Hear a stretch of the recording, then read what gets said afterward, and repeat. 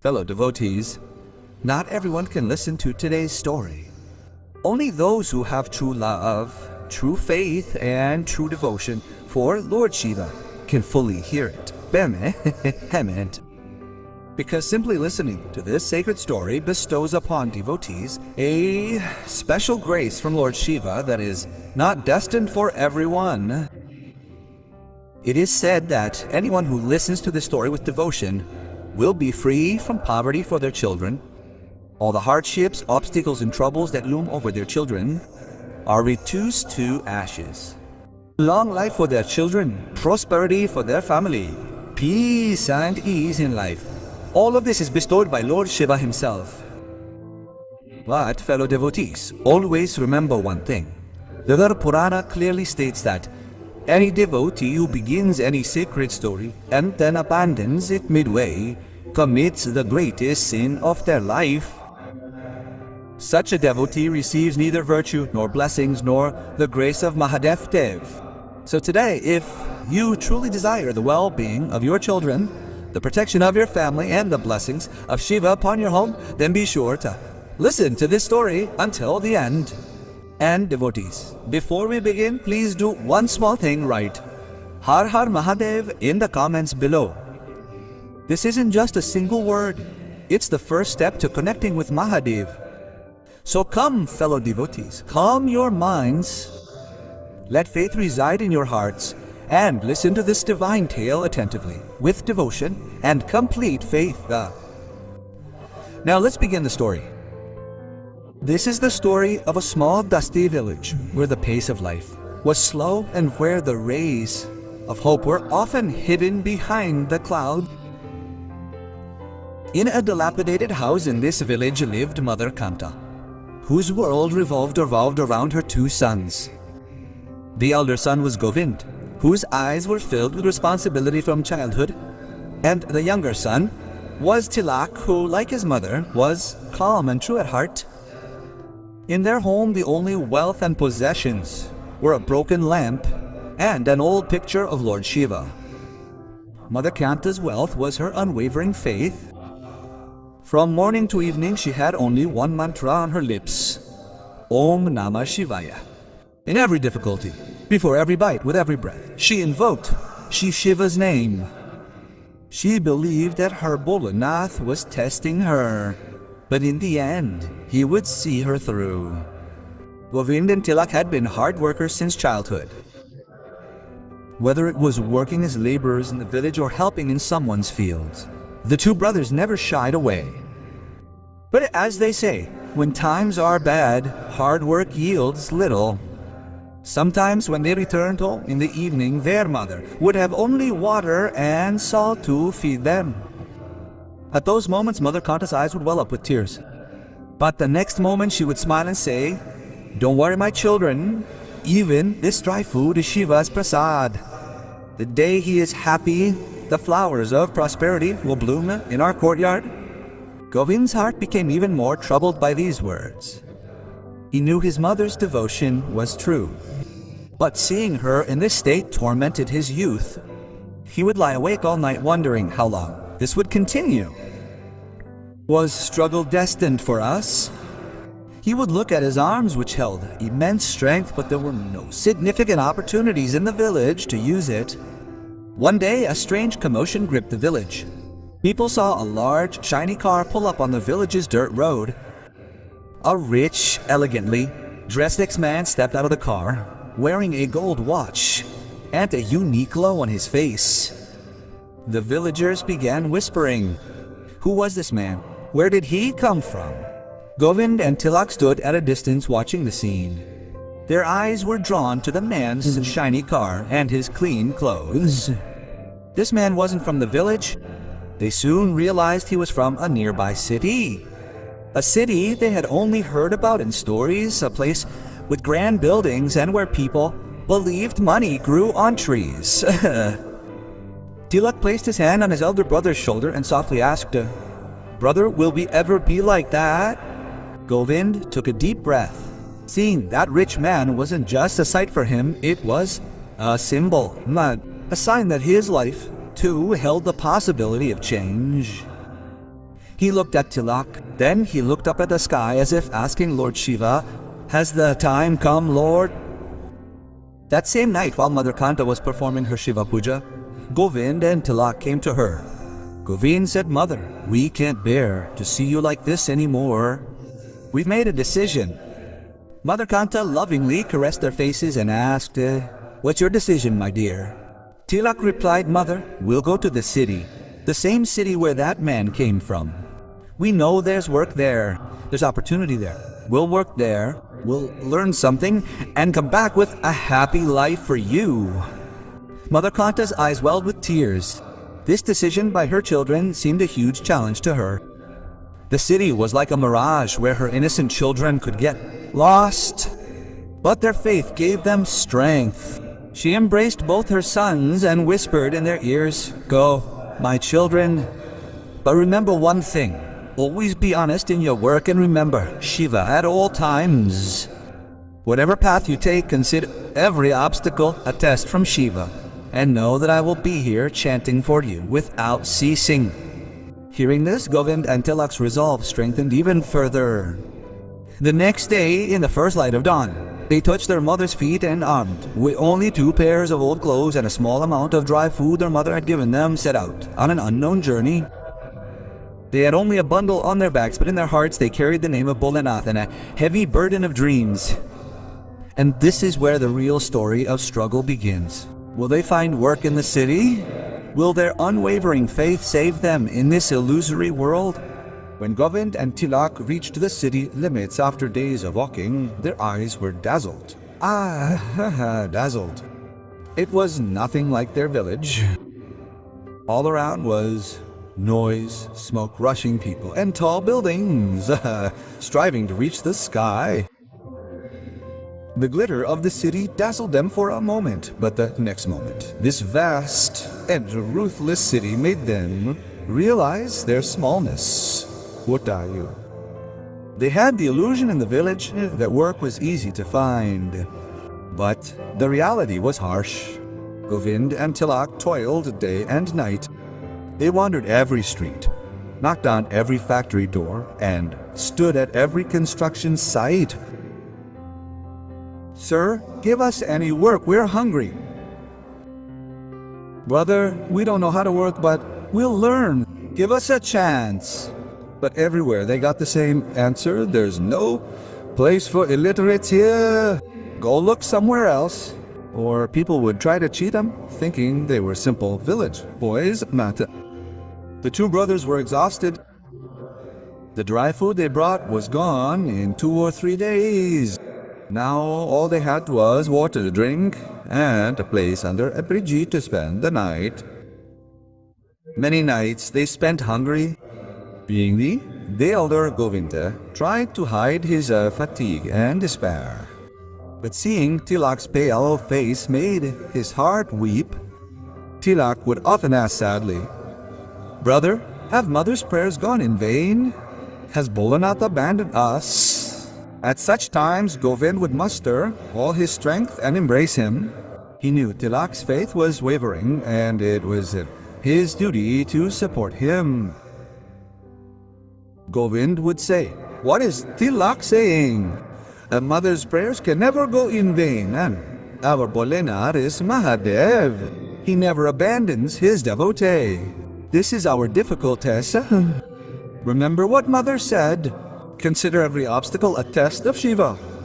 When their hearts were completely broken, they would both sit in a quiet corner, close their eyes, and chant Om Namah Shivaya silently, just like their mother, Avomi, just like their mother. This chanting brought them a strange peace and an invisible energy. They felt as if their mother's voice was echoing somewhere near them. Meanwhile, in the village, Mother Kanta was also not doing well. Her sons had gone to the city, and worry for them was eating her up inside. She knew how simple and innocent her children were, and how cruel the city could be. Kantama devoted every moment of her life to the worship of Shiva. Her home had become a small temple. She kept an eternal lamp burning and sat with a Rudraksha rosary several times a day. "Oh, my Bholenath, support my children. Don't let them stray. You yourself overcome every obstacle in their path. She would burst into tears, but the next moment she would calm her mind by meditating on Shiva. She believed in Shiva's power more than her own children. She knew that the hardships of the city could break her children's tender hearts. But she also believed that the power of devotion would not let them break. This unwavering prayer of her mother's became an invisible shield protecting Govind and Tilak wandering in a distant city from every danger. One evening, after repeatedly failing to find work, the two brothers sat in the corner of an abandoned building. Their eyes were deeply etched with despair. Their pockets were empty and their stomachs were burning with hunger. In his despair, Govind picked up a stone and was about to throw it to the ground when he remembered his mother's face. Calm, devotional, and full of faith. He threw the stone. He closed his eyes and began chanting Om Namah Shivaya again. Tilak joined him. Suddenly, he felt a voice or bass whisper in his ears, "Don't give up." As he opened his eyes, he saw a small tea vendor closing his shop near the dark building. The man approached them, sensing their exhaustion and despair. "Hey brothers, why are you both sitting here like this? You look so worried," the man asked. Govind told him his entire story in broken words. The tea vendor's name was Shankar, meaning another sign from Lord Shiva. Shankar looked at him, smiled, and said, "Don't worry. The city is big, but there are good people here. Come with me." That man Shankar not only fed them a full meal, but also offered them immense support. He told them that there was a large factory outside the city where new workers were being hired, and he would take them there, or not. Govind and Tilak bowed their heads before the stranger, Shankar. This was divine help.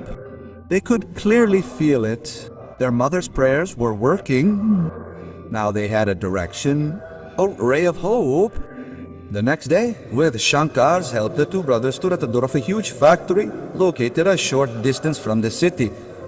Their bodies were still tired, but their hearts were filled with renewed enthusiasm. Govind and Tilak stood before the gate of that huge factory. The smoke and the hum of the machines made them a little nervous. But now there was no turning back. They took a deep breath and stepped inside. Fortunately, they soon found work in the factory.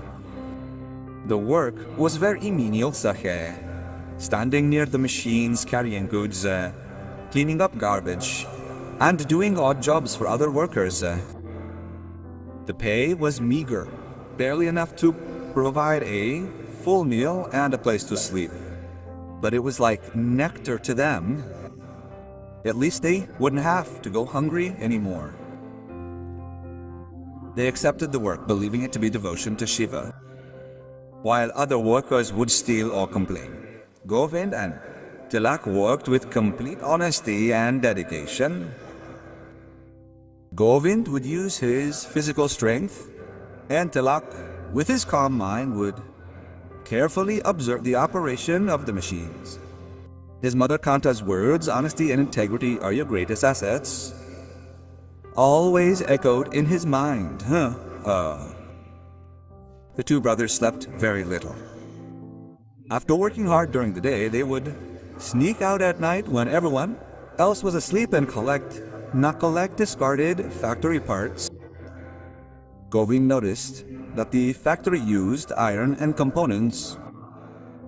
Although he didn't know much about the machines, Tilak's mind was very sharp. Tilak, who had always been quiet, was now beginning to understand the language of the machines. He would observe how each part worked and what caused each part to malfunction.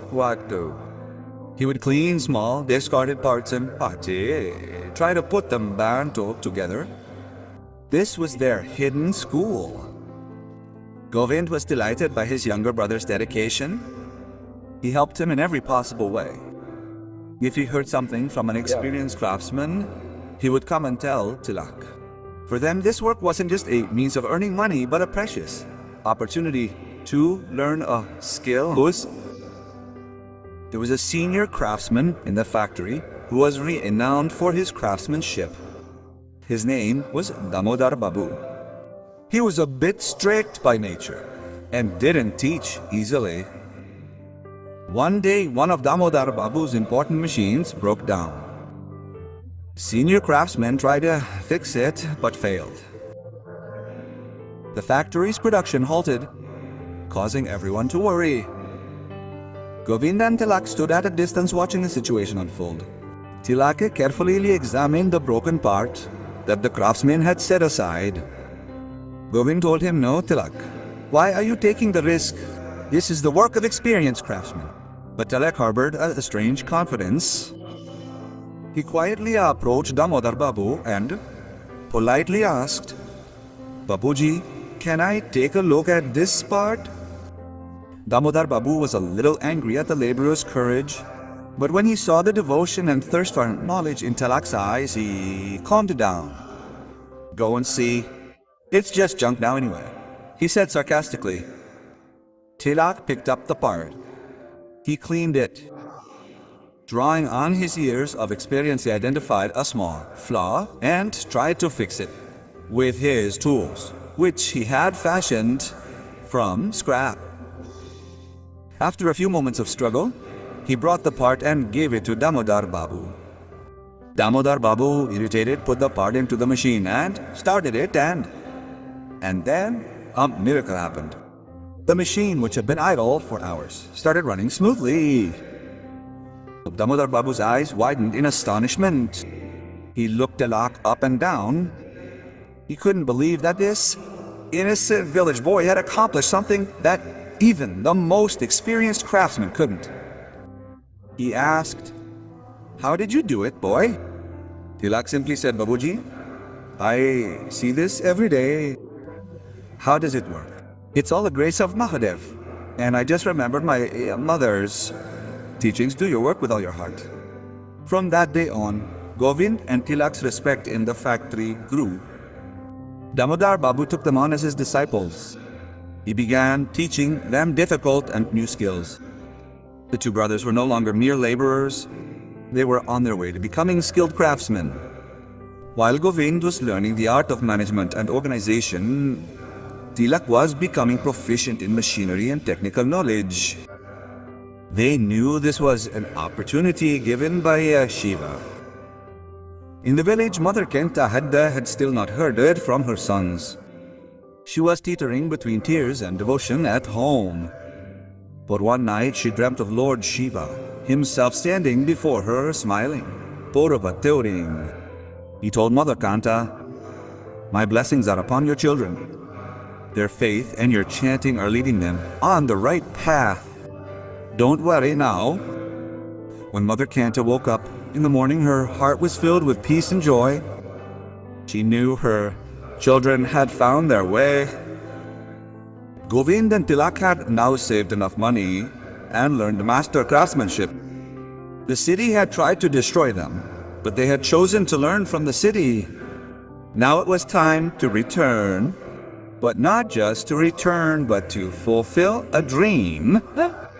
One auspicious day, Govind and Tilak received blessings from the factory owner and Damodar Babu and headed back to their village.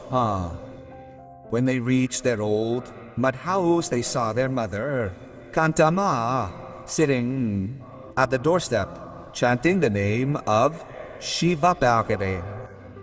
As soon as the mother saw her sons healthy, successful and full of confidence, the Rudraksha beads fell from her hands. She ran and embraced her sons. This reunion wasn't just a reunion between mother and sons. It was a reunion between a devotee and God's grace. Kantama immediately thanked Bholanath, in whose name she had fasted and chanted for years. But Govind and Tilak hadn't come just to meet their mother. They had come with a greater purpose. Govind told his mother, "Mother, we're back, but not to work as laborers. We will make a fresh start here. We will change the face of our village with the skills we have learned in the city. Using their meager savings, the two brothers decided to set up a small workshop in a small vacant space behind their house. They purchased some necessary machinery and tools from the city. Their idea was to make agricultural equipment for the nearby farmers and perform minor repairs for the villagers somewhat. They named their workshop Shiv Shakti Udyog. When the villagers saw them working in the dust, they initially mocked them. Look, they've returned from the city and are hammering iron again. What did these two illiterate people think would ever succeed in the village? They've gone crazy. They should have been earning big salaries in the city. But Govind and Tilak didn't care.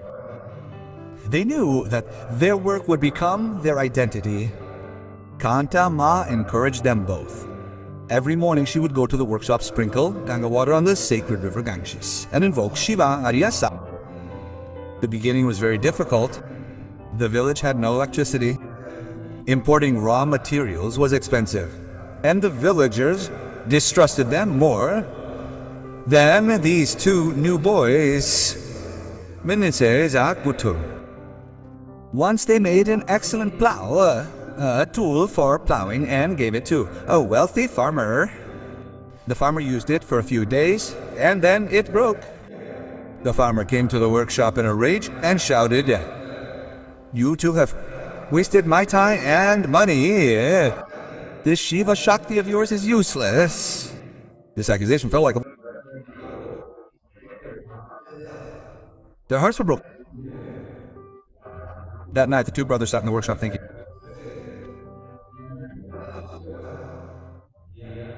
Tilak said sadly, "Brother, perhaps our decision to start work in the village was wrong." He knew now was the time to show faith. The next day, Govind went to the farmer and politely asked where the plow had broken. He saw that the plow had broken not because of their craftsmanship, but because the farmer had used it improperly.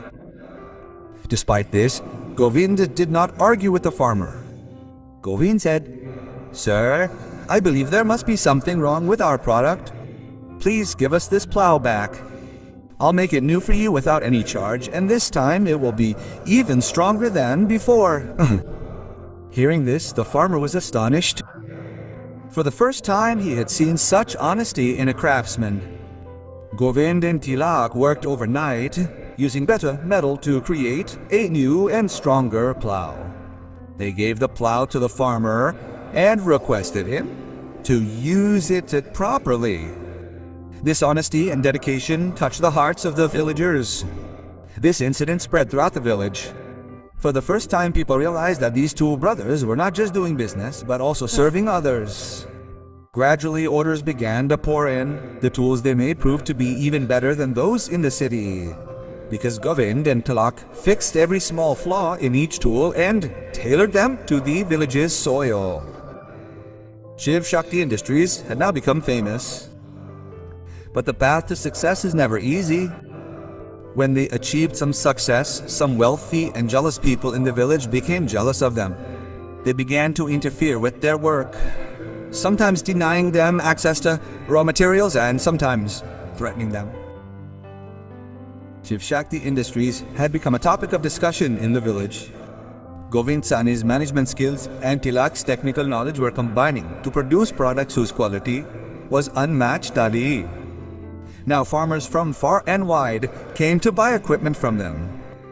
But there was a wealthy man in the village named Dharampal. He was proud of his wealth and didn't want poor boys like Govind and Tilak to surpass him, pass him. Dharampal had his own old shops where he sold expensive and inferior city equipment. And Govind Tilak was ruining his business. Dharampal was determined to destroy Govind and Tilak. First, he bribed the village's raw material suppliers and convinced them not to supply them. When the two brothers went to work in the morning, they discovered that all their raw materials were gone and no one was willing to supply them. A worried Govind asked Tilak, Ak, what's going on? All the roads are closed.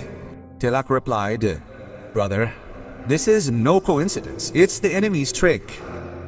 Govind knew it was Dharampal's doing. He approached Dharampal and tried to speak politely, but Dharampal insulted him, saying, Go, close down your dilapidated workshop and go back to the city and work as a laborer. This business is beyond your capacity. Govind was enraged, but he maintained his composure. He remembered his mother's words. Anger is the first step to destruction. When the two brothers returned home disappointed, Kenta Ma saw them. She immediately understood they were facing a divine test. Kanta Ma made them sit, gave them water to drink, and said, My children, when you walk on the right path, great obstacles arise. But remember, only after being tested in the fire does gold become pure gold. Why are you sad now? Go pray to my Lord Shiva and use your wisdom. Her mother's words held immense power. Govind and Tilak sat in meditation before Lord Shiva all night. As morning dawned, Tilak had a new idea. Tilak said, Brother, if we can't find raw materials in the village, why don't we go to the city? We've worked there. We know the suppliers. If we buy directly from a big merchant, we'll get it at a lower price and Dharampal won't be able to do anything. This idea was revolutionary. It was as if God himself had shown Govind the way. The very next day, Govind took his remaining savings and left for the city. In the city, with the help of his old artisan friends, Govind contacted a major steel merchant. The merchant was impressed by Govind's honesty and understanding of his work. The merchant not only supplied him with raw materials at a reasonable price, but also offered him goods on credit. Seeing Govind's determination to move forward, Govind returned to the village with a truckload of raw materials. Dharampal was stunned when he saw this. His plan had backfired on him. Now Govind and Tilak were sourcing materials directly from the city, reducing their costs and allowing them to sell their products at even lower prices. Shiv Shakti Industries was unstoppable. They now worked day and night. They not only made equipment for farmers, but also began employing young unemployed villagers. They taught them skills and paid them better wages. In no time, their workshop blossomed into a small company. A new buzz had begun in the village. Govind and Tilak were working not just for themselves, but for the entire village. Look at their mother's devotion. Lord Shiva has taken their hand. With their earnings, Govind and Tilak first converted their mud house into a permanent one and built a beautiful Shiva temple for Mother Kanta. When Mother Kanta saw her children's success and their philanthropic spirit, tears of joy welled up in her eyes. Govind and Tilak were no longer just successful businessmen. They had become the village's role models. Dharampal's wealth was now a source of envy. However, Govind and Tilak's honesty had earned them the respect of the people. Shiv Shakti Industries was no longer just a workshop, but a beacon of hope. Govind and Tilak always attributed their success to their mother's devotion and the blessings of Lord Shiva. He believed he was merely a medium. It was Mahadev who was getting the work done. Govind now focused on expanding his business. He noticed that the quality of his products was far superior to those sold in other nearby towns. Tilak invented a remarkable machine. Because the village faced electricity problems, Tilak developed a machine for agriculture that could do more work using less energy. News of this innovative device spread throughout the surrounding districts. Farmers began calling it Boholi Baba's machine because it came in handy in times of crisis. One day, a government official from the district headquarters visited his village. This official was from the agriculture department and had come after hearing about the low-energy device. The official visited his workshop and was deeply impressed by Govind's management and Tilak's knowledge. The official said to Govindji, this machine of yours is revolutionary. It will greatly benefit small farmers throughout our district. We want to place a large order with you so that you can distribute it to farmers at a government-subsidized rate. This was a huge opportunity for Govind and Tilak. This wasn't just a big business, it was an opportunity to serve the entire region. Govind immediately accepted the order. However, the condition was that they had to produce a large quantity of goods. For this, they had to install large machinery and hire more workers. This was the biggest challenge. They didn't have enough money to buy such large machinery. When news of this spread through the village, Dharampal became active again. He spread rumors that Govind and Tilak wouldn't be able to complete this important government project and would run away with the government money.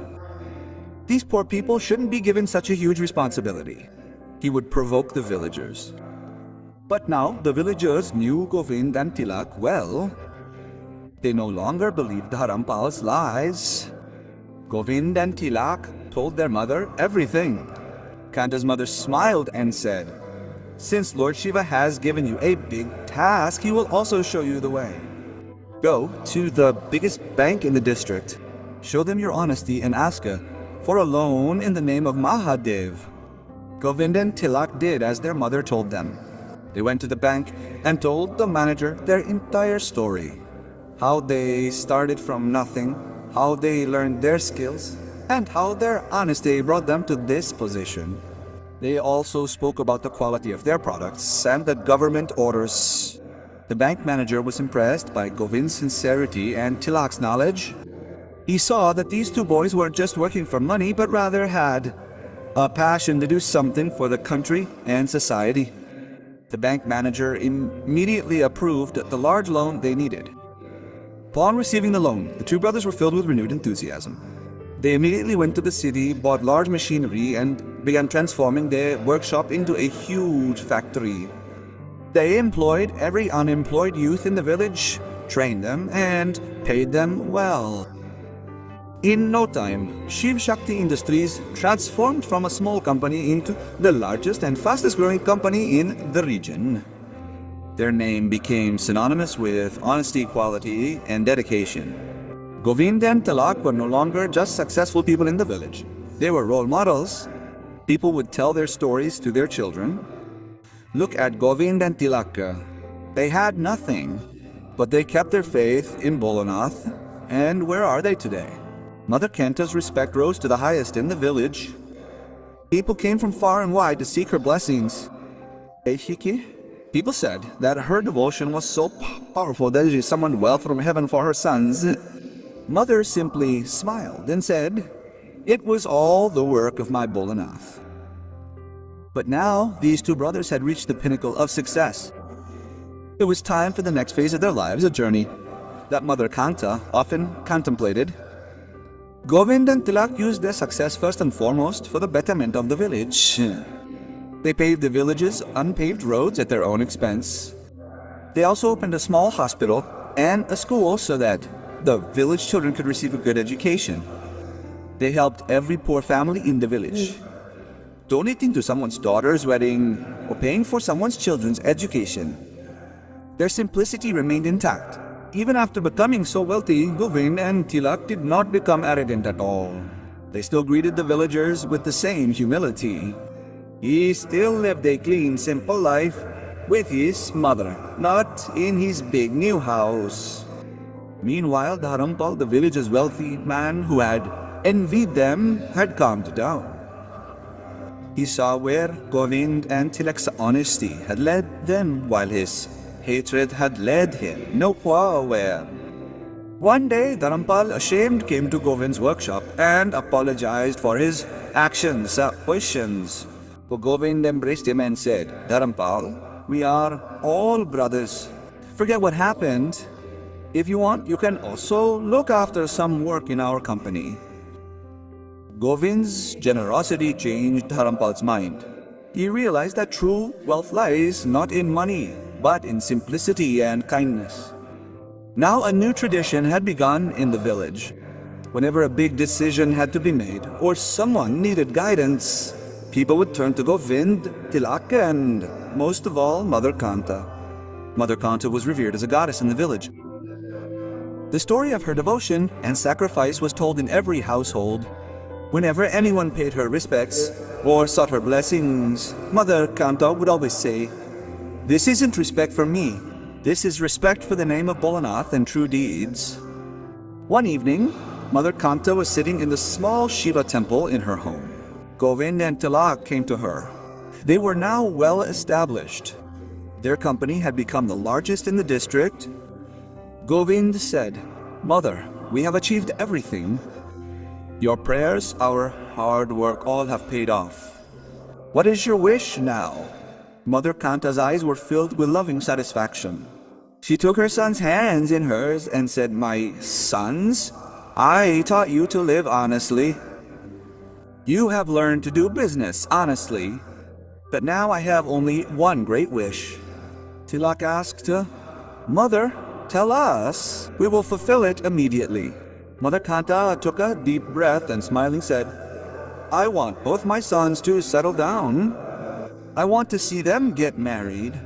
Hearing this, both brothers blushed. Mother continued, "But listen, I won't marry you to a girl from a wealthy family. I know you're now the richest man in the world and will receive many big proposals. But I want your life partner to be someone who understands simplicity, who has seen struggle, and who has a love for God, who has faced hardship like you so that she can understand the value of wealth." Govind and Tilak immediately agreed. They had complete faith in their mother. They said, "Mother, your wish is our command. We will marry the girl you choose." Their mother was filled with joy. They bowed before Lord Shiva and prayed for the fulfillment of their wish. The very next day, Mother Kanta found two very poor but cultured girls in the village. One girl was named Pallavi, an epitome of simplicity, and the other was Rakhna, a spirit of service. Both girls were hardworking and had unwavering faith in God. When the villagers learned that Govind and Tilak, the district's biggest industrialists, were going to marry two poor but noble girls from the village, they were astonished. While the wealthy and arrogant laughed at this decision, the common people saluted Kanta Ma's simplicity and the son's humility. Kanta Ma decided to hold a purely devotional and austere wedding ceremony devoid of any display of wealth. She declared that this marriage was taking place with the blessings of Lord Shiva, and therefore there would be no room for worldly ostentation. Wedding preparations began. Their large, sturdy house resounded with flowers and Shiva's hymns. Govind was married to Pallavi and Tilak to Rakhna. First, Kanta Ma summoned both sons and their would-be daughters-in-law to the Shiva temple. She said, "Look, children, you have become wealthy, but the true value of this wealth is only realized when you place it at the feet of Lord Shiva. Promise that, no matter how much wealth you acquire, you will never abandon simplicity and the spirit of service." Together, the four touched the Shivalinga and made this unbreakable promise.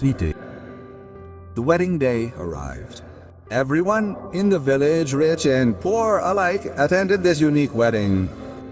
Govind and Tilak, who could now afford expensive suits, wore simple yet elegant traditional attire.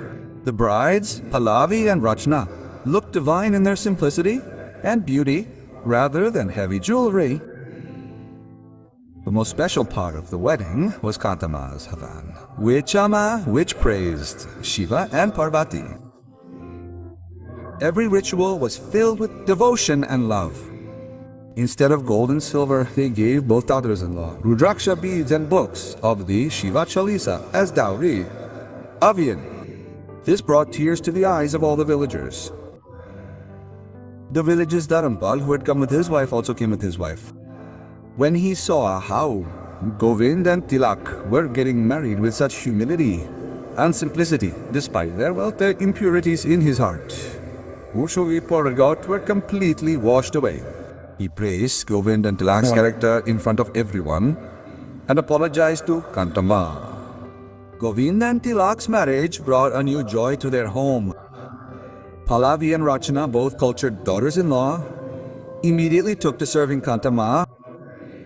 With her calm nature, Pali began helping Govind with the household and company office work.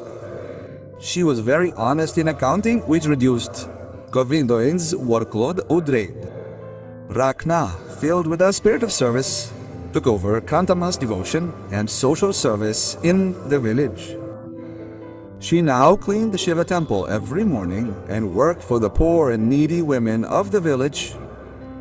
When Kantama saw her home filled with happiness and devotion, she felt her life had been successful. Her sons, who once went to bed hungry, were now not only prosperous, but also cultured and charitable. Her daughters-in-law were as dear to her as her own daughters. One night, Kantama lit a lamp in front of Lord Shiva. Her tears were unstoppable, but they were not tears of sorrow, but of joy. She folded her hands and said, "Oh my Bholanath, you tested me every time, but in the end you gave me more than I could have imagined. You gave my children honesty, happiness, and respect. I thank you for your boundless grace." This gratitude wasn't just her mother's. It was the gratitude of every devotee who trusts in their God even in difficult times. Now Govind and Tilak's home had become a symbol of happiness and love. Their company was about to expand nationwide, but before that they had to achieve the biggest goal of their lives. After marriage, Govind and Tilak's resolve grew even stronger. They now had the support not only of their mothers and wives, but also of the entire village. Govind renamed his company Bhavani Shankar Industries Group in honor of his mother and her devotion to Lord Shiva Eva. Govind and Tilak now focused on the national market.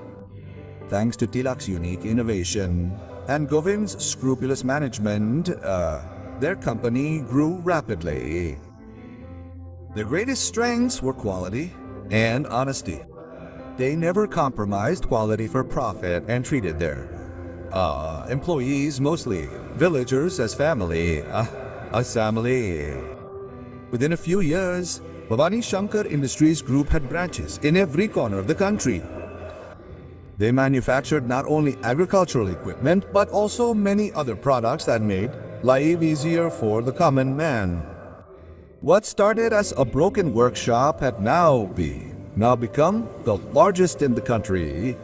Its name a symbol of honesty and Indian culture. This success was not just commercial but also moral. Govind and Tilak were awarded the country's highest honors. When they attended grand ceremonies, they won everyone's heart with their simple attire and humility. They attributed all their success to their mother, Kanta, and Lord Shiva. This story teaches us that success isn't measured solely by money, but by character and faith. Mother Kanta's character teaches us the power of unwavering faith and devotion. Even when all paths seem closed, God's name shows the way. Her devotion acted as an invisible shield for her sons. Govind and Tilak's lives show us that hard work, a passion for learning new skills, and most importantly, honesty can defeat any poverty. They chose to learn rather than wander in the glitz and glamour of the city. Govind and Tilak, even as wealthy villagers, never forgot their poverty. They used their wealth for the betterment of society, earning them more respect than money. Their marriage became a symbol of simplicity and culture, demonstrating that true happiness lies not in wealth, but in love and values. Even today in the village, now called Shiv Puri, people recount the story of Govind and Tilak.